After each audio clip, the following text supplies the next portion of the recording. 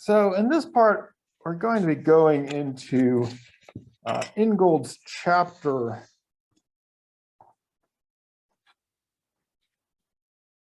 From Trust to Domination.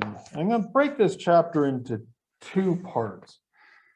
And the first is to simply, in some ways, talk about, reiterate, condense the ways in which the hunter-gatherer has figured in terms of anthropology and Western thought.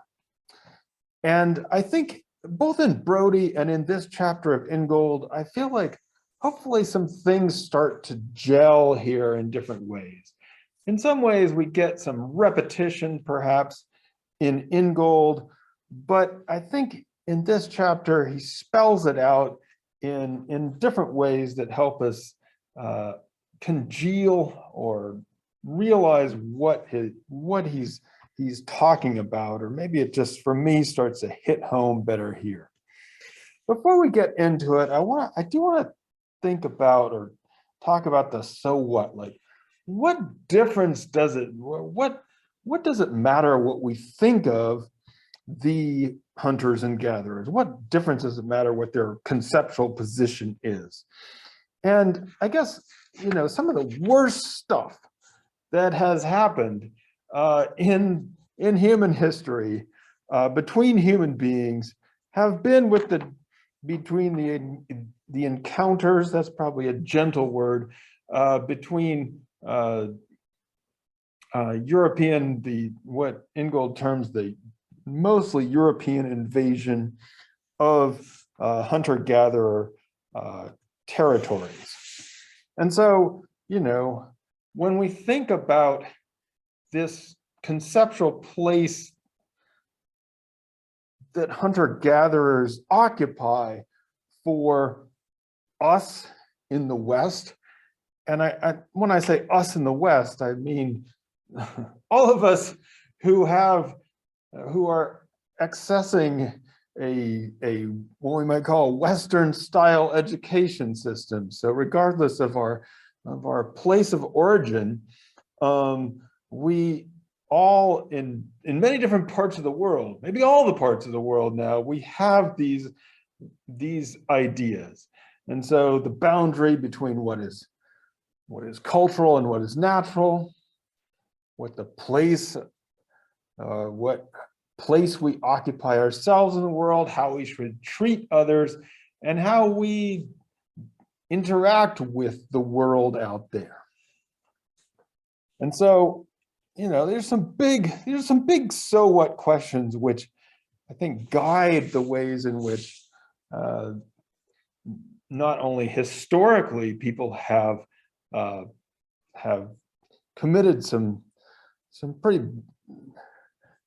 some of the worst things that we've done, but even into the present. And so as Ingold says on page 65, for most of what we would call Western thought, what I'm calling here mainstream Western thought, the hunter-gatherer is kind of at the base, at the starting point. Before the time of agriculture, and in some ways before culture, and so occupies this place of the somewhat ambiguously human, somewhere between being a natural being and a cultural being. I want to spell that out a little bit. So in mainstream Western thought, there are some people, you know, the elites, the people at the top of the food chain, the civilized. So some people have culture, which goes with these other words: cultivation, agriculture, and civilization. So some people in the world have those things, and other people don't.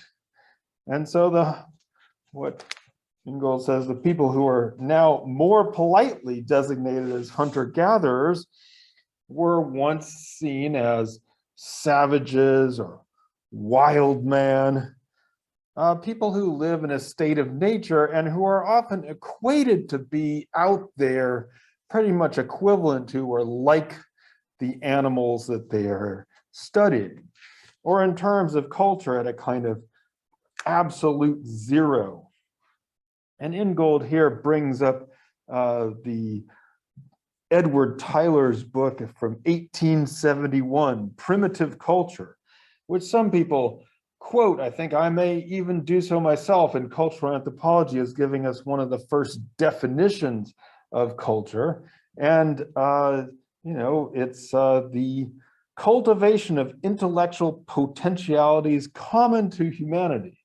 But this cultivation, which again is linked to things like agriculture, starts or is seen as perhaps not quite realized among the hunter-gatherers. And so the line here between culture and wild, or between agriculture and the hunter-gatherer, has to do with this idea of the domesticated animal, or you could say the domesticated plants, but we're talking here mostly about animals. We'll talk about domesticated plants in the next chapter, as compared to the wild. And Ingold goes through, there's been a lot of debates about what exactly domesticated means.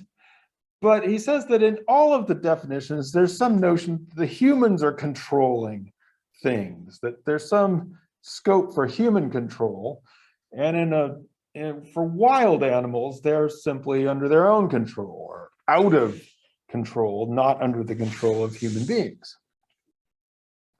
And so in this mythology, you have humans or man pulling himself up out of nature in order to then intervene into those natural processes. And, again, the ideas of control, similar to what would be like what we would call in contemporary terms engineering.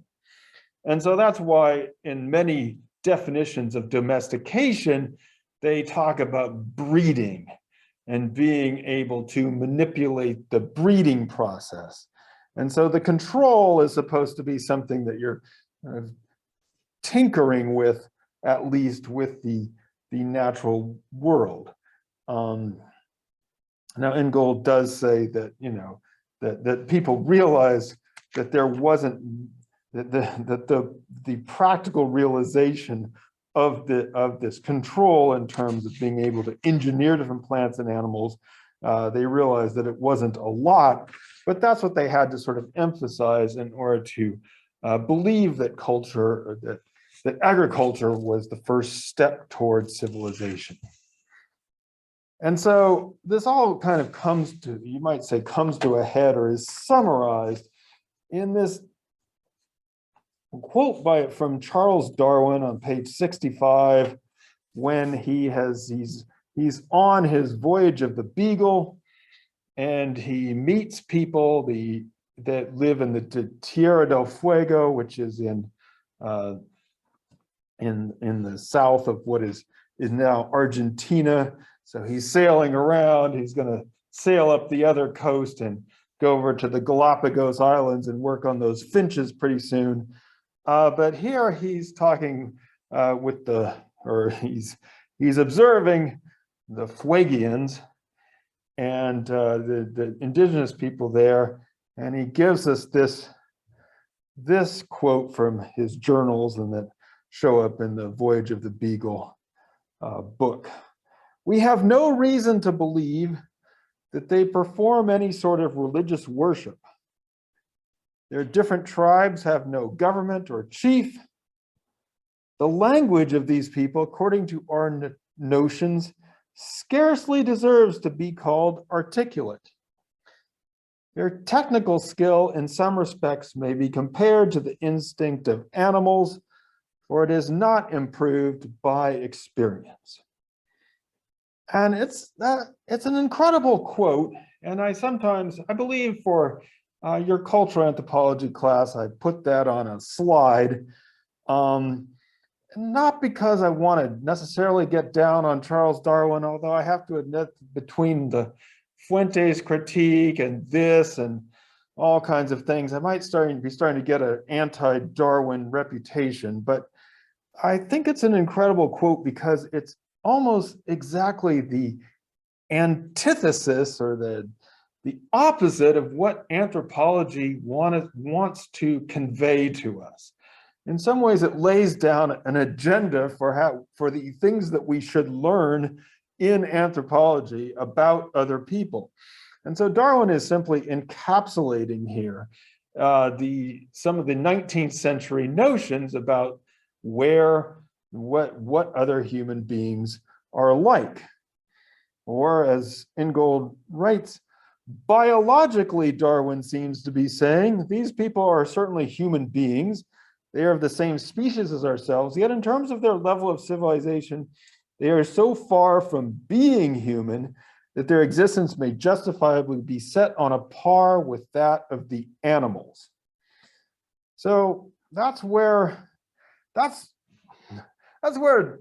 West was.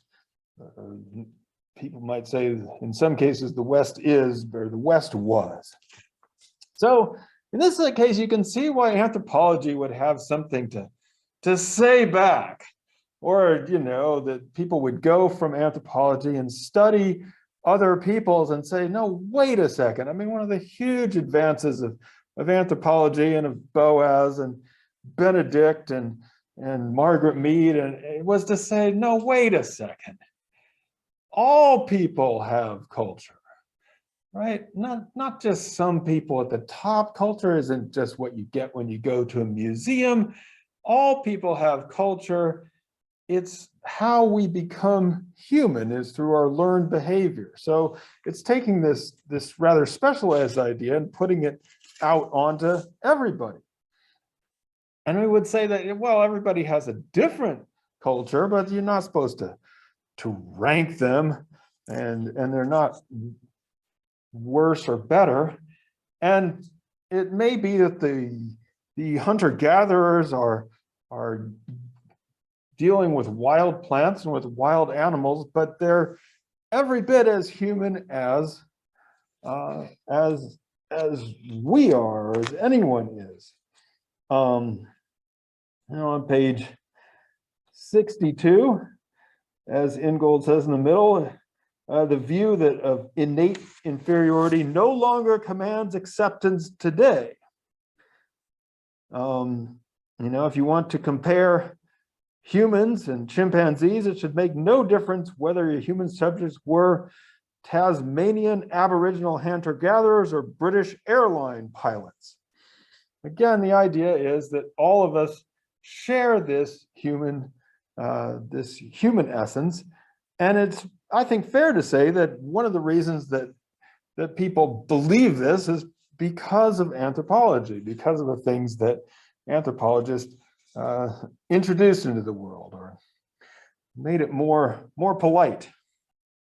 And we would say against Darwin, like I said, we could almost go down the list and say, wait a second, everybody has language, and the idea that some people's languages are inarticulate is something that is actually an interestingly racist charge. And so everybody has language and everybody has religion, and you might not recognize their religion and their beliefs, but everyone has some form of beliefs, and those deserve to be respected. And everybody has a kinship system. Remember, Darwin is saying that they don't have any, they don't have a sense of home. But we're saying no, they all have kinship systems, they all have government, and they all have their systems of sharing and reciprocity. And so the idea that their skills are undeveloped is also incorrect. And so anthropology is in many ways talking against these common stereotypes or what we inherit about the place of hunter-gatherers in society. And I want to talk a little bit about some of the key people who influenced this idea. Ingold refers to an extremely famous article by Marshall Solons called The Original Affluent Society. And it was first in a volume called Man the Hunter, edited by Richard Lee and Irvin DeVore, around in the late 1960s. It was a symposium that then became put into a book. And, I mean, I think that it's kind of ironic that this book, the material in this book called Man the Hunter, a lot of it was also some of the first to emphasize the role of woman the gatherer and the importance of gathering in the caloric count of hunters and gatherers. But these titles remained at the time. But so Marshall Solons, one of the most famous anthropologists of our time, wrote this article called The Original Affluent Society, provocatively entitled, as Ingold says, and then it became the first chapter of his book, which was once sort of required reading for all anthropologists, Stone Age Economics, which really reoriented the approach of anthropology toward some of these outside of the West economic societies. And so what Solons was saying when he said the original affluent society is that if we think of affluence in our society, we think of people who are rich, who have a lot of stuff. But the problem is that we also have a lot of wants. We have a lot of needs. And so in order to be affluent, you have to have a ton, in order to be rich, you have to have a ton of stuff. Whereas he said that the hunter-gatherers had chosen a different route to affluence, which was to minimize their needs. And so if you had a minimum number of needs in your denominator, then you could easily be rich, and that it was easy to fulfill those needs. And so I think he called it the Zen route to affluence. So, it was a very provocative idea, which reoriented a lot of our thinking about hunters and gatherers. More recently, Ingold mentions that people have also drawn attention to the way that hunters and gatherers transform their entire environment. And so by actively managing their environment, they are able to help proliferate the plants and animals that they want to harvest. And this was often done, or has often been done, through the use of fire. And there are different sort of environmental shaping tools that hunter-gatherers would use in some ways to transform the whole landscape. And we would see the effect of this sometimes in different places in which if the hunter-gatherers were removed, the natural landscape would cease to look, it looked a lot better when the hunter-gatherers were there. They were sort of managing things in such a way that if they were just gone, different parts of nature would get out of control. Anyway, Ingold mentions this book, or this symposium. It was called Resource Managers, North American and Australian Hunter-Gatherers. So I looked up, and it's sad that our editors here, they can't even get a good-looking book cover. That seems mean. And so here we have Man the Hunter, they got a good book cover, and Marshall Solons, he just got a reissue. He got an even better cover than he had before. But these poor people, they can't even get any recognition in anthropology. Never even heard of these people, which seems kind of mean. And I guess I was thinking about this, it's just like, it's more sexy to think about the original affluent society and Marshall Solons and this conceptual stuff. To portray them as resource managers is just, it's just dull and boring. Actually, Willa, you had another example of this, I think, or that came from another class you had when they tried to make the hunter-gatherers. What happened? This was more from memory, but I didn't remember the time. It was the documentary that I think he was talking about. I think it was on like or something. Probably. Well, anyway, the Bushmen, you know, the white conservationists were like, we want to conserve this land where these people already live. And then they used it for profit for like big game hunters and like cultural forests and tried to force them back into like a traditional way of life that was really misunderstood and kind of forcing them into like a hunter-gatherer, like in harmony with nature box that didn't necessarily fit them in the way they like.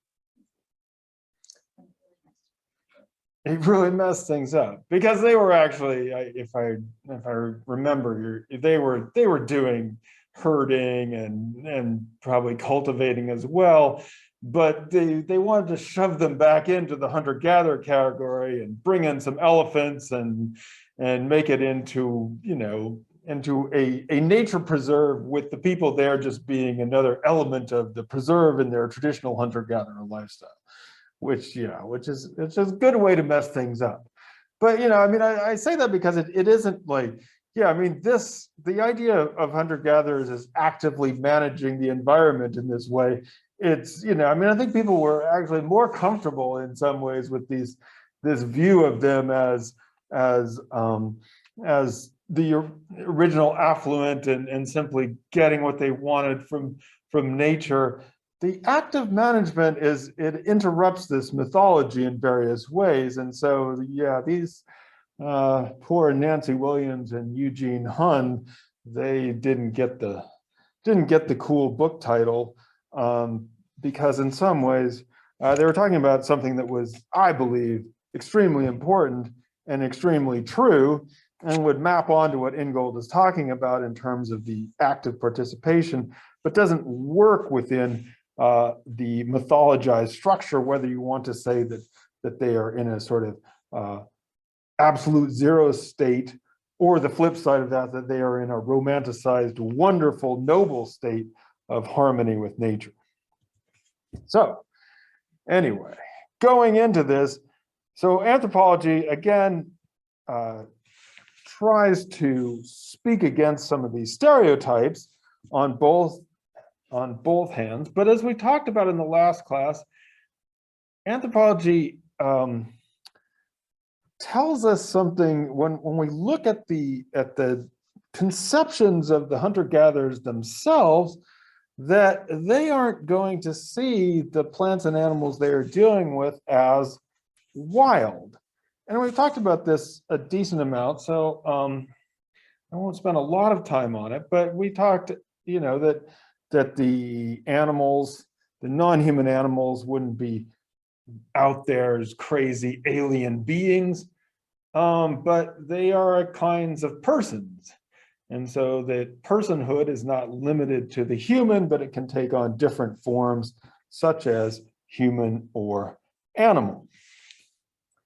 And that in the hunter-gatherer worldview, the forest would be like a parent. The forest is like a mother, or the forest is like a father. So that's not exactly wild.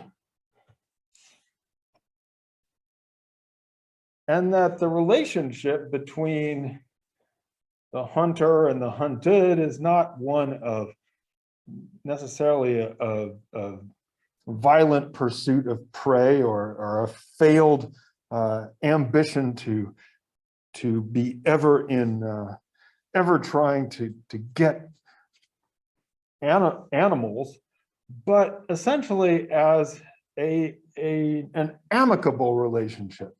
And that the end of a successful hunt is a non-violent act, as long as you abide and care for the animals of the region. And just to tag over to Brody for a second, there's a great time where they're hunting a moose, and then you know, it happens that there's an unborn calf, and so there's all kinds of as Brody says, the rules and conventions that govern the butchering of a moose. So you have to, there's a whole series of things that you have to do so that the animals will offer themselves up in a lifetime relationship with the hunter. And so, Gabe, what would we call this? If you were to go into your typical anthropology class, what would we say this is for them? Yeah, this is their culture, you know, it's their wonderful cultural construct of things. And we would say, oh my goodness, in their culture, they don't separate culture from nature. Or as Ingold says, there is no conceptual distance at all. And I think, Gabe, you said this gets really ingrained into our heads in anthropology, lots and lots and lots. And I would say that for 95% of all anthropology classes, this would be great. You just go hug your hunter-gatherer friend. Everybody would be happy. We now can see that everybody's human. You're human. I'm human. We're all going to get along now.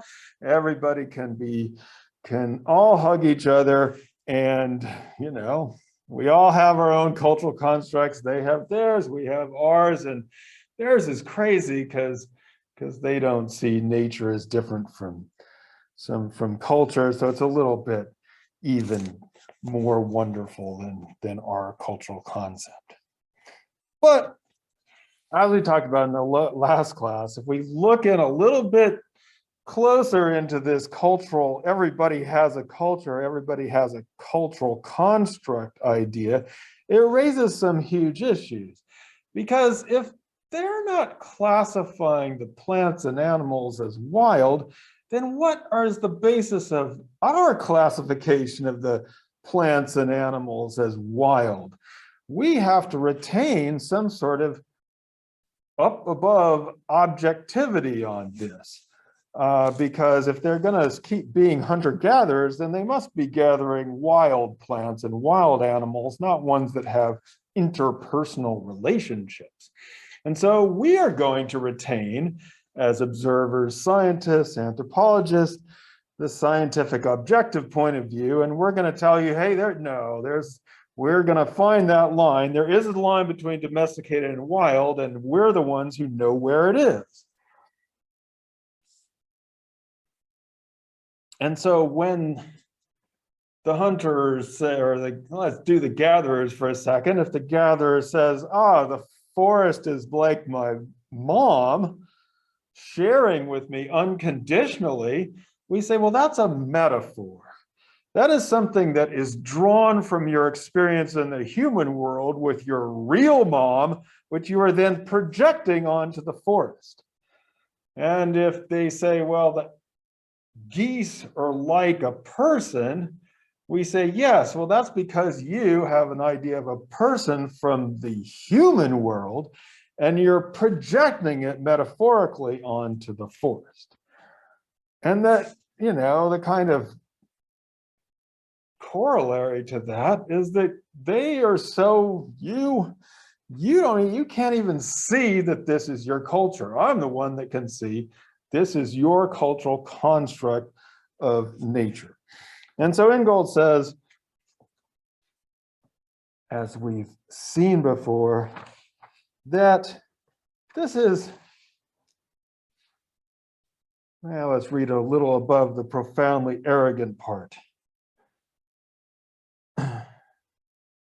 We tell ourselves reassuringly that this view the hunters have of sharing with animals as they would with people, however appealing it might be, does not correspond with what actually happens. For nature, we say, does not really share with humans. When hunters assert the contrary, it is because the image of sharing is so deeply ingrained in their thought that they can no longer tell the metaphor from the reality.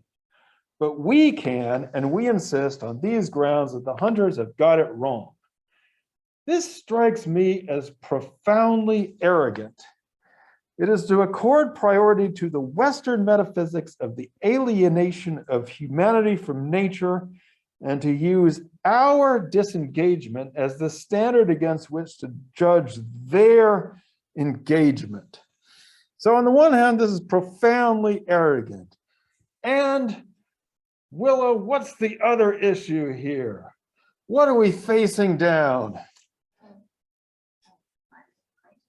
A climate crisis. So not only is this just an arrogant perspective, Ingold says that faced with a climate crisis, an ecological crisis, I don't think in this time when he was writing, we were thinking necessarily about the climate crisis, but now it's become terribly apparent, whose roots lie in this disengagement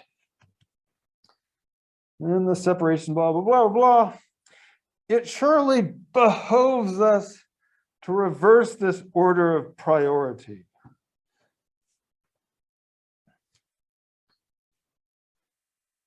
Yeah, that my word processor would always auto-correct that to behooves, like we say it in the United States, but I don't know. I don't even know. Do the English pronounce it in a different way? And so it becomes behoves, or should I be saying behoves?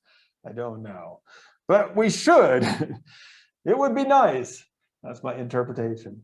Or we really should reverse this order of priority and start to think about being more, or start to think about being more engaged with the world, not the disengagement which we see.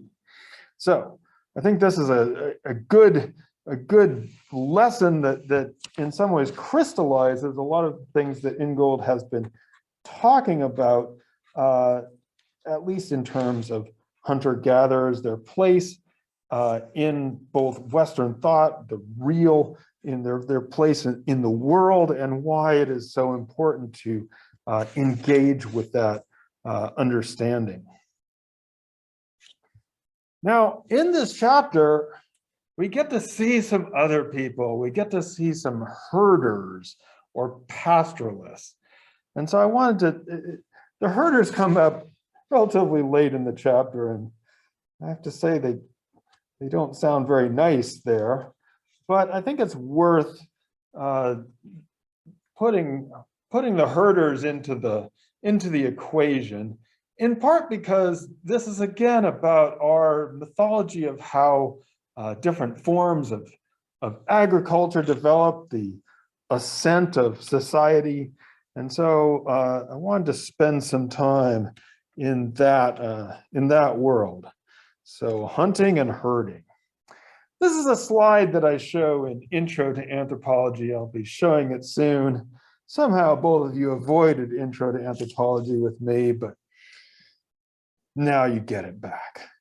So in the old days, we used to think that man, and I now use that word very deliberately, the man ascended out of nature because first there was man the hunter. We've just learned about all of our ideas about man the hunter, who became man the herder. And when I was growing up, that was kind of hunters became herders. That was a sort of seen as the natural progression. And then they became farmers. And finally you got to big man, scientist man, and there's this sort of natural progression out of nature as man progressively became more cultured and civilized. And this was seen as the basic way in which society had come. In Intro to Anthropology, one of the things I tried to emphasize is how historically, we now know, if you look back, that the real order of emergence was quite different. There may have been a long scavenging phase. Some people say yes, other people say no.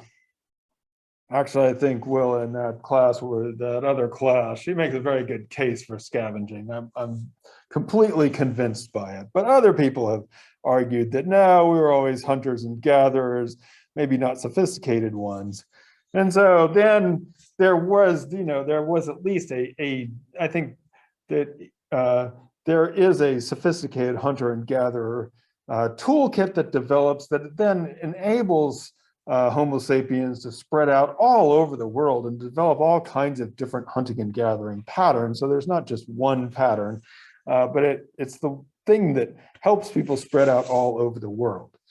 And the first thing to show up on the scene, at least historically, is horticulture or domesticating plants and animals. And we'll actually read about that in chapter 5, making things, growing plants, raising animals, and bringing up children. So we'll do some plants, but that seems to be historically the first thing that emerged. Then there was the intensification of that in some societies with agriculture. And historically, most people argue that pastoralism, as in subsistence by herding animals, was one of the last things that emerged. It actually emerged after agriculture and in contact with agricultural societies. So there aren't sort of independent pastoralist societies. So in some ways, I think Ingold may a little bit, by simply jumping from hunters to herders here, be playing with that hunter to herder progression. At least, again, historically, we think of this as emerging later or after agriculture and only in relationship to agriculture.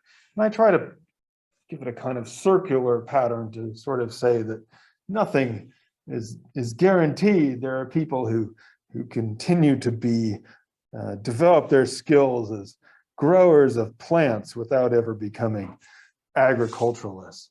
Or sometimes I do this thing in intro class where I've put out various things and tried to make it very confusing to say that there's no sort of natural progression there. In this class, I almost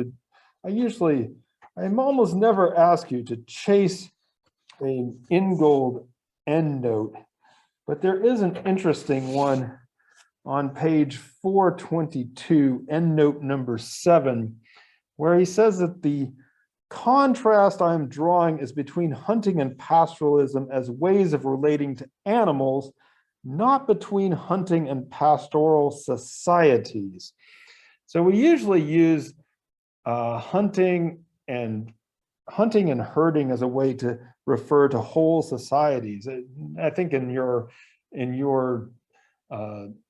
that case you discussed, Willa, one of the things that would mess the people up is they would think, oh, these are hunter-gatherers, and they would just box them in as just only doing that and not doing other activities. And so Ingold is saying here that it's two different ways of relating to animals, not necessarily as a society. It is perfectly possible for the same people in the same society to relate concurrently to different animals in quite different ways. The Blackfoot Indians of the North American plains, for example, were hunters in relation to the buffalo, but herdsmen in relation to the horse. So just to put that out there, that what Ingold is saying is that the hunters you can have a society in which you're hunters of some animals, in this case buffalo, but herders of others, as in horses. There's not necessarily a whole society typification. So, however, we've done all these revisions. We've done all these revisions of the historical order of emergence to the ways in which societies are categorized. I've been blasting this from Intro to Anthropology for many years now, so I think most people in the world have this all worked out. But despite all of these revisions, there's still this sense that as we transition from hunter to herder, that we are still going from, again, this idea of the wild animal to a domestic animal. And it's still seen, I think, even in the anthropological textbooks that I teach, as, okay, we get to this place where we're still kind of in the natural world, but when we make this domestication of plants and animals, transition, we're now starting to step into a more modern relationship. And I probably am still in some ways guilty of this in Intro to Anthropology, in the sense that it seems like the domestication of plants and animals lays the groundwork for all kinds of other things that then are part of the modern world, states and governments and writing and all these other things. And so it's still seen as this kind of watershed process between the old and the new, between the modern and the natural. And I think it's still seen as, well, people are able to tame or domesticate the animals at the same time as we domesticate ourselves as fully cultured human beings.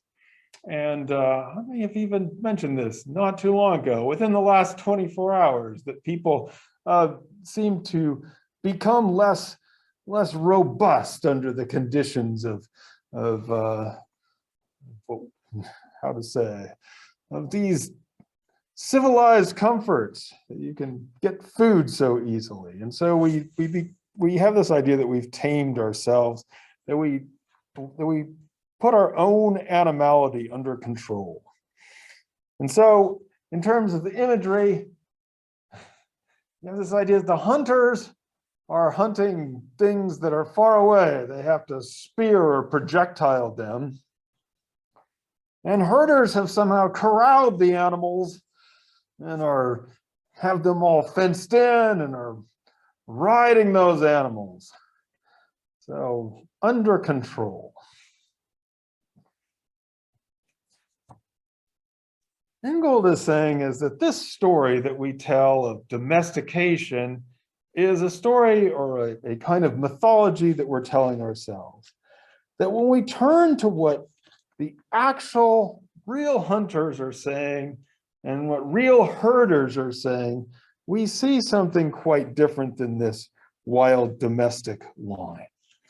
So first, Ingold he goes into a long argument, which probably doesn't, or we don't need to concern ourselves that much here, but it's an argument that the hunters are not simply taking, they don't simply approach the environment as if it were a refrigerator full of stuff and they can just grab out whenever they want.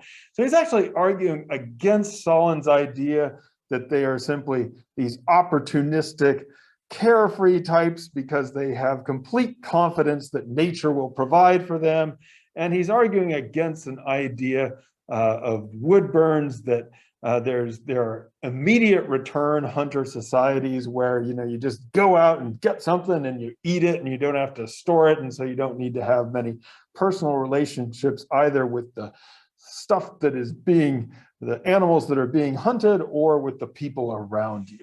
And so again, we don't have to dwell on this. This is kind of an old argument. The point is, which I think is true, is that for the hunters, regardless of their access to, or how easy you might say it is to get the animals, is that the forest is and the animals or the desert, if you would, is not just a container. It's not some sort of place where you store things, but it's a personal place. Or in Ingold's words, it is saturated with personal powers. And so in order to, or the relationship is not one of confidence, it's one of trust, where the hunters trust that the animals will, of their own autonomy and volition, participate and give themselves. And so again, it's a relationship. I guess reciprocity is one word for it, although I think that in thinking about this, the reciprocity sometimes entails a must return. So I don't know if I want, but it's one of trust, and it's a relationship. It's not the same as what Ingold calls confidence. And so what this all kind of adds up to is that they are caring for or in a relationship with the plants and animals in their environment. But again, this is not like our ideas of conserving an environment, which often have to do with removing all the people from it, or if there are going to be people in it, they have to act in a certain way. And so for the hunter-gatherers, as Ingold says, there is no incompatibility between conservation and participation. It is through a direct engagement with the constituents of the environment, not through a detached, hands-off approach, that hunters and gatherers look after it. So we've seen this before. Again, a little bit of elaboration on it. Ingold says that when we turn to the herders, they also often live with, very close to, in very close proximity, their animals, and they care for their animals. But the relationship, he says here, is one of, as the title of the chapter, it moves from trust to a relationship of domination. And that the control that is exercised here is the same kind that we see in slavery, as in human slavery. And so this is sort of a little bit different than the usual depiction of pastoralists. Ingold makes a very an interesting observation about the instruments of herding. That's on page 73. The instruments of herding, quite unlike those of hunting, are of control. They include the whip, spur, pausing here for a second, the whip. Yeah, that sounds like something people used in slavery. The whip, the spur, I guess that's the thing you use to spur the animals along, harness, and hobble. And I had to look up what a hobble was. There's a felt hobble. We might also know this as a shackle. They might not be felt. And that's what you use to hobble to keep the animal from moving. Get these on eBay. All of them designed either to restrict or to induce movement through the infliction of physical force and sometimes acute pain. So yeah, that's pretty intense. And so what Ingold says is we like to distinguish between domination and domestication, right? We'd like to think that these animals have been tamed, and in some ways they've been engineered, or we've been breeding them. And we would distinguish these kinds of dominant control from domestication. And we would also distinguish or draw a line between the enslavement of humans and the enslavement of animals. We wouldn't say that that is the same thing. But Ingold says that the actual herders, the pastoralists, don't draw these lines, that these are actually not necessarily, that's not a distinction that the pastoralists would make themselves between domination, domestication, or human slavery and animal slavery. And he goes into some really interesting stuff about the slavery and domesticated animals, and basically is claiming that the form of control of what is called domestication is very much like the control of slavery. Now, he's not saying that the pastoralists are all, the herders are slaveholders. They weren't all. But as he says on page 73, in those societies of the ancient world in which slavery was the dominant relation of production, the parallel between the domestic animal and the slave appears to have been self-evident. So in some societies in which you did have a slave-based, the enslavement of people as the dominant mode of production, and he gives this, so for the Romans you had slaves, human slaves were classified as instrumentum genus vocale, and cattle or animals as instrumentum genus semivocale, which is, creatures that can talk and creatures that can't really talk, right? There are two of those words are basically the same. And then there's this crazy, just wow stuff about the parallels between the castrated animals, a guide wether that goes into the herd, a male animal. A selected male animal is castrated and trained to respond to the vocal commands of the shepherd. And so this was a way of keeping the flock in line. And these techniques grow up in the same places in which human males were castrated as eunuchs, in sort of being the intermediaries of the harem, which is, like I said, it's really interesting parallel here that this happens in the same place.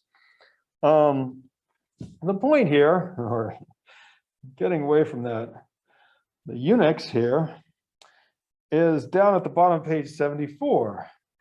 In our society, or Ingold would say, domination and domestication, he's here quoting Marx, Karl Marx, are distinguished on the premise that the one is a form of social control exercised over subject persons, and the other a form of mechanical control exercised over object things.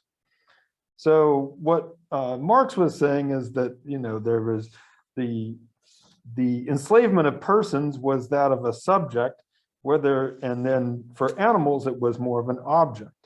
And then the crucial part here is what Ingold says: this is not, to my knowledge, a distinction that any pastoral people make themselves. They may rank animals hierarchically below humans, as in ancient societies slaves were ranked hierarchically below freemen, but they are not assigned to a separate domain of being. They're not in some sort of separate place. So, and so the animals are like human beings, endowed with powers of sentience and autonomous action, which have either to be respected, as in hunting, or overcome through superior force, as in pastoralism, which is, like I said, a pretty intense conclusion. And so what Ingold is saying, I think, is that, when we're trying to figure out how to engage with our world and engage with the non-human animal components of our world, that we need to do something which is equivalent to learning with the people themselves. And this is something that Ingold has advocated for in later works, that anthropology is about learning with people or studying with people, not the study of people or subjecting them to a study.